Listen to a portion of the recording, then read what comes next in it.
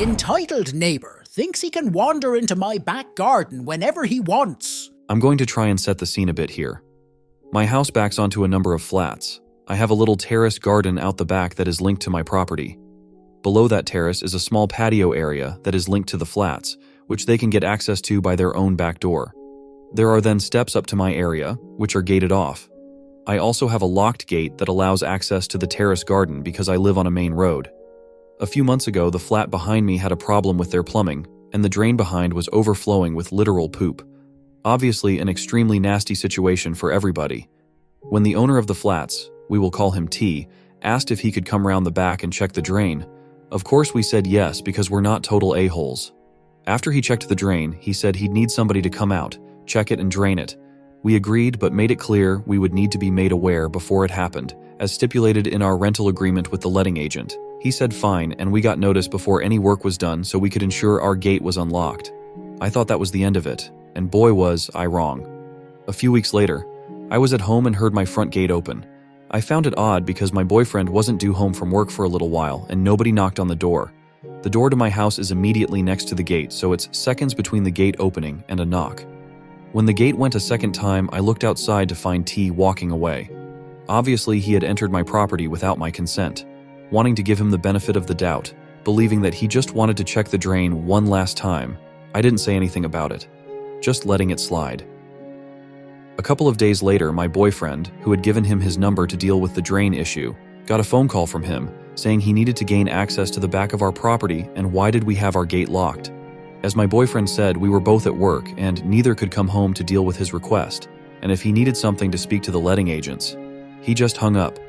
I spoke to my boyfriend and we collectively came to the decision that we would keep the gate locked at all times, even when we were in, because I didn't feel comfortable him just walking into my property as and when he felt like it. And he did not like that. The next time he tried to get in, my boyfriend was at home and I was at work. When he opened the gate, he got a stream of abuse from T, asking why we had locked the gate when he had permission to have access to the back when he wants, and there is a note in our rental agreement to state this. He threatened to get solicitors on us if we didn't leave the gate open, or give him a key to get in when he wanted. It was here, he said, because he had renovated the house he deserved to gain access on his terms, even though he wasn't our landlord. My boyfriend just told him to take it up with the letting agent if there was a problem and shut the door on his face. When I got home, I combed through my rental agreement and there was no such note in place. The only thing I could find about access was, we require 24 hours notice for any work or access to the property, including the garden, unless it was urgent and they required access sooner.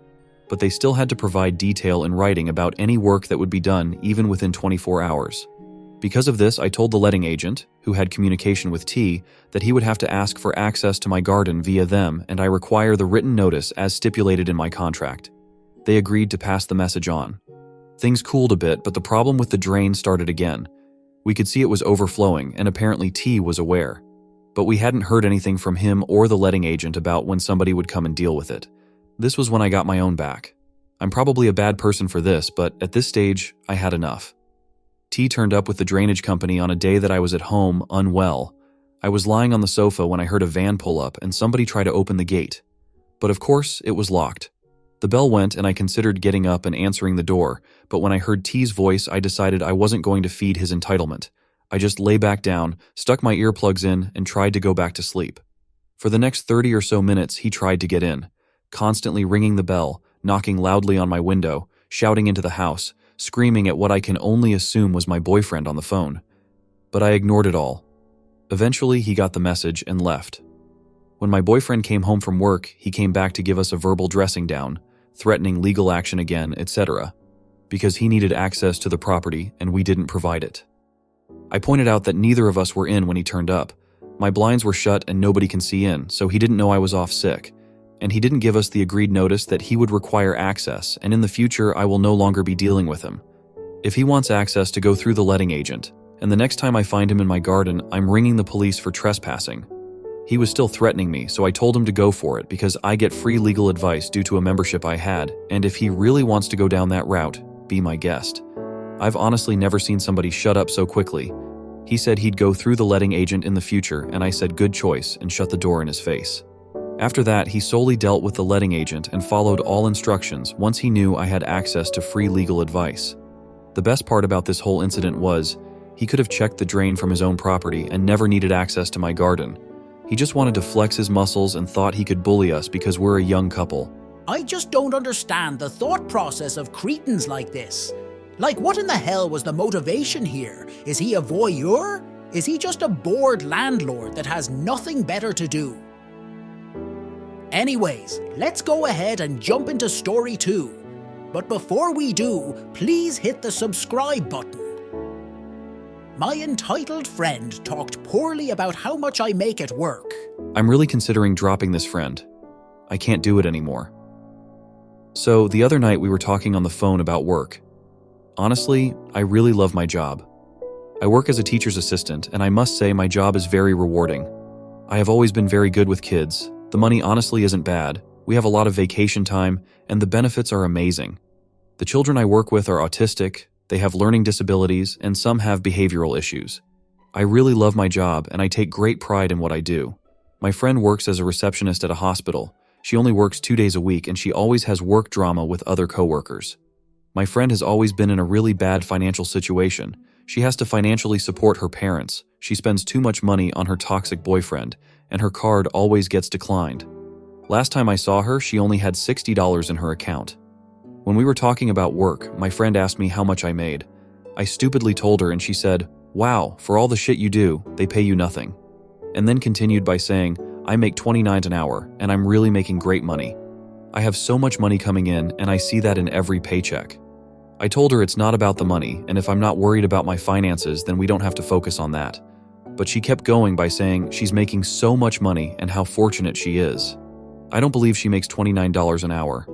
My friend lies a lot, so sadly you can't really believe anything she tells you.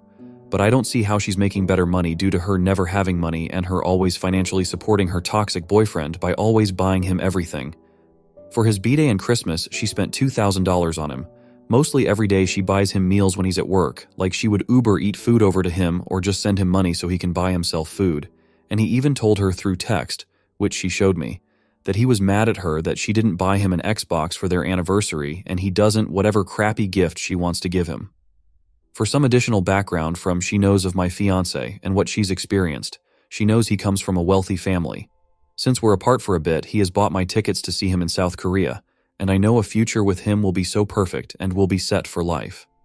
The next thing that stung is that I'm going to London tomorrow for the week with my fiancé. My fiancé and I are doing the K1 fiancé visa.